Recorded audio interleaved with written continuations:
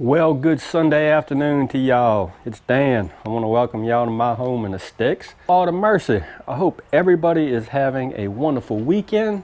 I know I have. My oldest daughter, her daughter, my granddaughter came down for the weekend, and Lord of mercy, I've been bowed up like a Halloween cat. I want to take y'all into this feed shed. This is probably going to be the last video on the Light the Feed Shed project, but I wanted to show you what the final installation looked like. So give me a second. We finna go over yonder.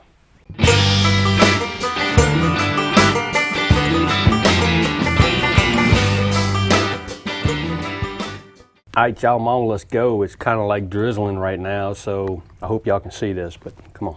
Here is, I hope y'all can see that, the completed installation.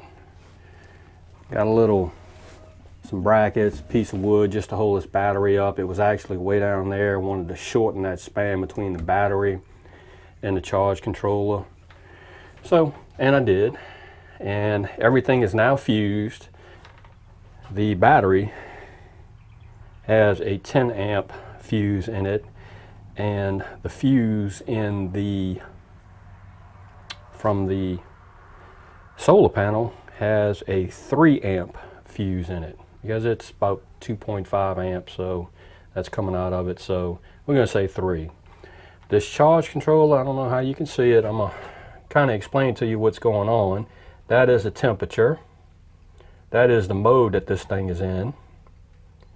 That is an error code, which we have none. That's the volts that are in the battery, and the battery is topped off at 100%. So, just a simple 10 amp charge controller. Hope y'all can see me. Simple 10 amp charge controller. I'm actually probably going to look into getting another charge controller that actually shows me what's coming out of the solar panel into the charge controller and into the battery. I want to know the discharge rate and what's coming out of the solar panel. I want to know that. And this is just a basic 10 amp charge controller. It's working for now, so quite pleased. Buttoned everything up. I got some electrical tape. I hope y'all can see this. And everything's stapled in. Just trying to give it a neater look. Even though this does look like a bird nest, it's okay. I still roll with it.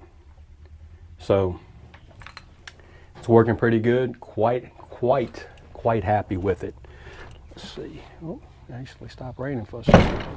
So I'm pretty pleased with how it turned out. I'm just OCD and had to have things, you know, put in its place, wire stapled, just to give it a cleaner look. But I wanted to show y'all that. It has been raining over here for the last 2 days. Again, all over the weekend it has rained continuously.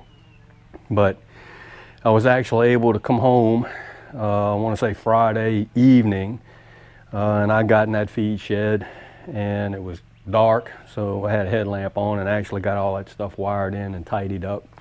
And I wanted to show you and y'all what I done did. So, real short video, y'all. Again, I hope everybody's having a great weekend.